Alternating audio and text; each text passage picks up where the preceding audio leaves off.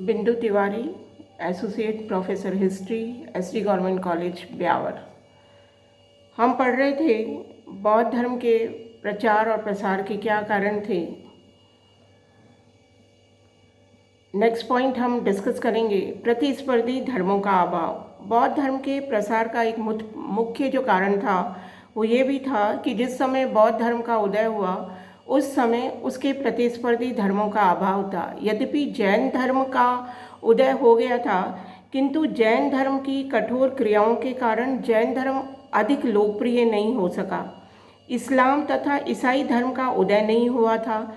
ऐसी परिस्थिति में बौद्ध प्रचारकों को बिना विरोध के अपने धर्म का प्रचार प्रसार करने में सफलता प्राप्त हुई। और बौद्ध धर्म ने क्योंकि मध्यम मार्ग को चुना था, इसलिए उसमें जाति व्यवस्था नहीं थी, कोई भी व्यक्ति उस धर्म को ग्रहण कर सकता था। इस वजह से बौद्ध धर्म भारत में ही नहीं विदेशों में भी लोकप्रिय हुआ।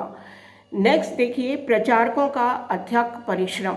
जैसा आप जानते हैं कि बौद्ध धर्म केवल भारत में ही नहीं मध्य एशिया तक में उसका प्रसार हुआ था। तो क्या कारण था कि वो बाहर तक, हिंदुस्तान में नहीं हिंदुस्तान के बाहर भी इतना लोकप्रिय हुआ?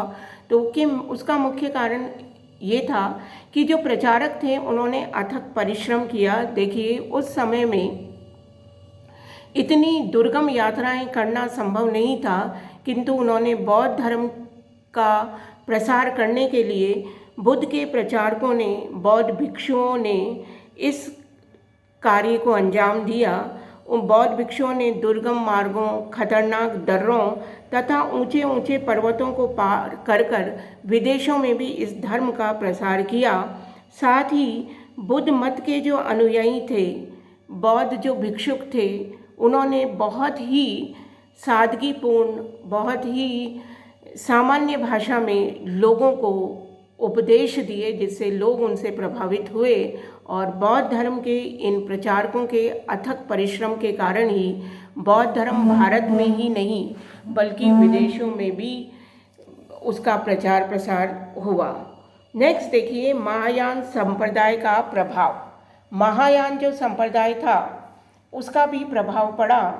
महायान संप्रदाय का उदय कनिष्क के समय नागार्जुन ने किया। बौद्ध धर्म में जो कठोरता थी उस कठोरता को दूर करके, या हम ये कह दें कि बौद्ध धर्म में जो कई प्रकार की बुराइयां आ गई थी, उन बुराइयों को दूर कर उन्होंने एक ऐसे लचीले धर्म को लोगों के सम्मुख रखा जिसे लोगों ने आसानी से स्वीकार किया।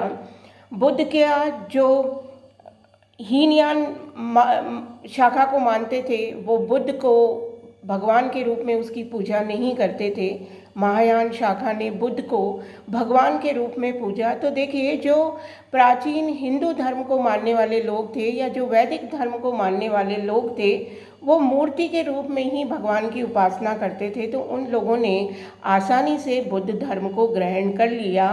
वो बुद्ध की पूजा करते थे, उनकी मूर्तियां बनाते थे।